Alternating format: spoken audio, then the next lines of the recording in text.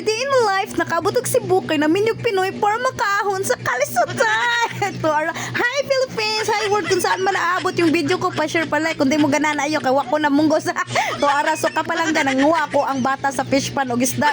O kuan ka ng tilapia. So wala sila kay bawa kung saan ko no pagtimpla o pagloto. Hala ako reha be. So ako gibutangan og first spell. Kano ka ng first spell? Unsa naman di ro ka kanito? French fries. Unsa na? Kanang crispy fries. Na ako gitunga gibutangan ako sa mantika kapalangga kay nakita mo man na ako kapalangga kung saan nila pagluto og kuan ka ng mga isda na nindot ba para ang bata maganahan sa pagluto pagkaon unsa na makabagistorya. So ako na nagiprito kapalangga unsaon pa man diay sugbahon siyempre prito gid na. Unya ala kanindot mao na ba resulta kapalangga. So ako ang challenge sa ila ako muluto pero magduwa ta sa katong mga viral karon na mga duwa o. Wala.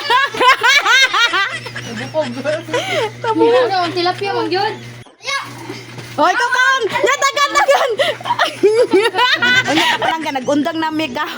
Nagundang namig duha kay gibasig ipanggutom na sila kapalangga ba kay luoy kahit nung usa ka bata na amigo sa kuan sa kubata wala man siya ka daog kapalangga. So ako na nagihunungan niya. Sige pag-focus na mo kanon diha bantay mo mabukog mo ha. Sige bye-bye. Diri na lang ako tabako video. So next to the medyo na sa